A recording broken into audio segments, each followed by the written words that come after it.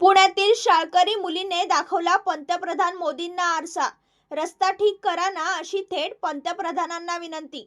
Vadgaon Sheri Pune रस्त्यानजीक Ratan prestige सोसायटीच्या 100 मीटरच्या परिसरात कचऱ्याचा ढीग. मोदीजी काय उत्तर देणार?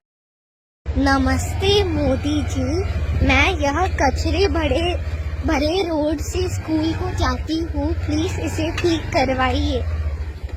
स्थानिक स्वराज्य संस्थांच्या निवडणुका तोंडावर आलेल्या असताना पुण्यातील एका लहान मुलीने राजकारण्यांना आरसा दाखवणारी गोष्ट केली आहे.